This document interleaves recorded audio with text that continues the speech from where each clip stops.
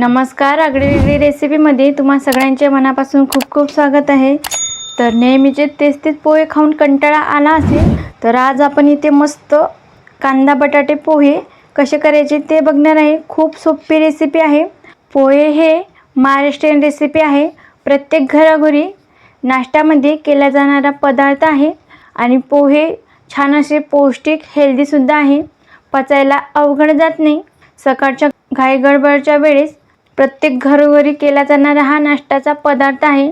तेच कांदे पोहे आपण तर नेहमीच खातो, पण असे चेंज बनवून थोडं वेगळं कांदा बटाटा पोहा चवीला खूप असा छान लागतो आणि एकदम असे हे मोकळे सुटसुटीत पोहे होतात। दिवसभर ठेवले तरी मऊ राहतात, अजिबात वातड होत नाही।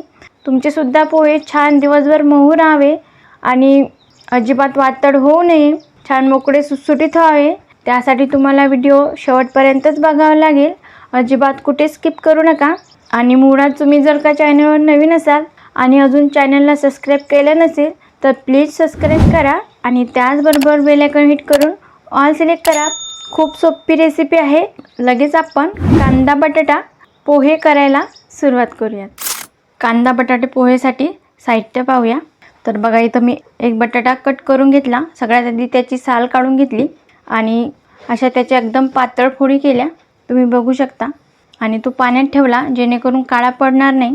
अगदी चिमूटभर चव बॅलन्स करण्यासाठी साखर घेतली, अर्धा चमचा हळद, अर्धा चमचा जिरे, थोडेसे गार्लिशसाठी आपल्याला बारीक शेव लागतील, थोडीशी कोथिंबीर, अर्धा चमचा मोहरी, चवीनुसार मीठ लागेल।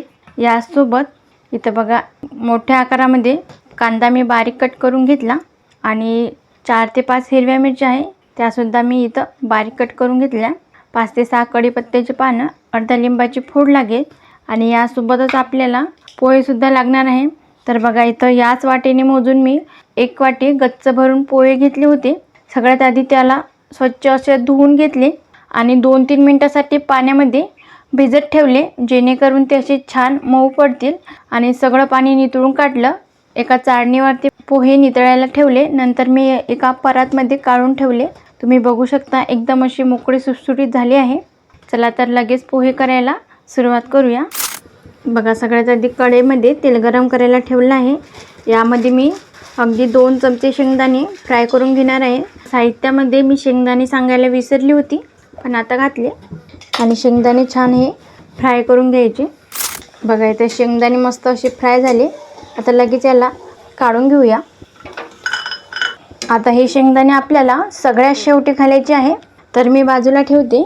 तर आता याच तेलामध्ये जिरं घालायचं। जिरं छान फुललं की यामध्येच मोहरी घालायची। मोहरी छान तडतडली, आता यामध्येच कढीपत्त्याची पानं घालायची। आता यामध्ये आपल्याला बारीक चिरलेला कांदा घालायचा आहे आणि कांदा छान असा सोनेरी रंगावर परतून घ्यायचा।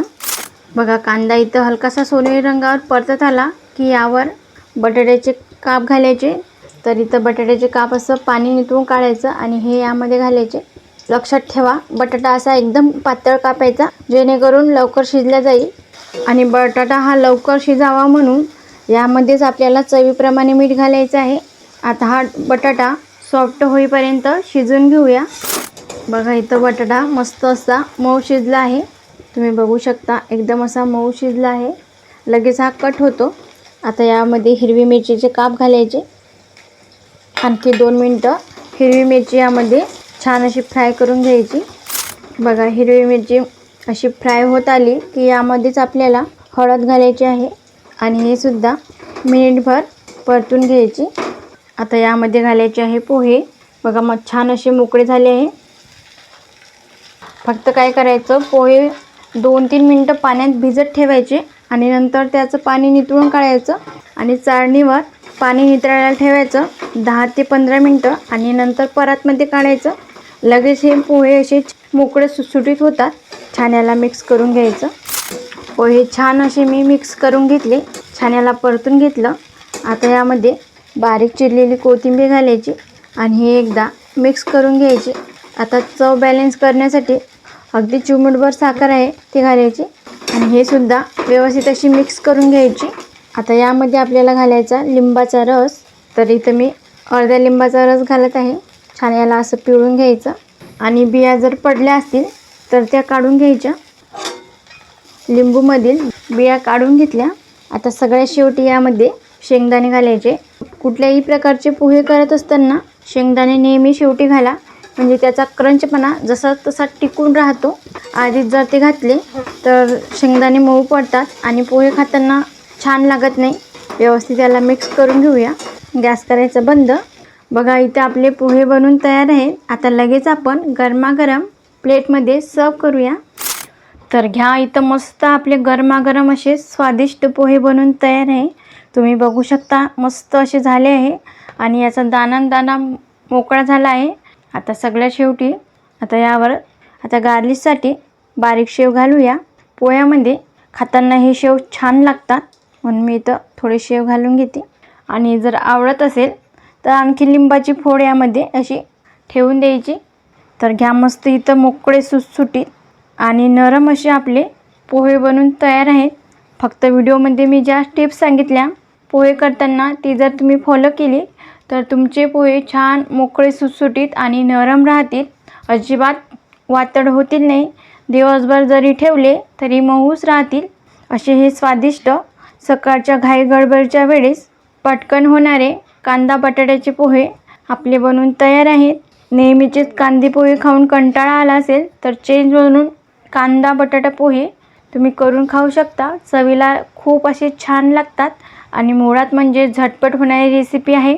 तुम्हीसुद्धा कांदे बटाटे पोहे नक्की करून बघा. चवीला असे खूप छान लागतात. कमेंटमध्ये सांगा की रेसिपी कशी झाली ते. तुम्हाला जर आजचा हा व्हिडिओ आवडला तर लाईक करा.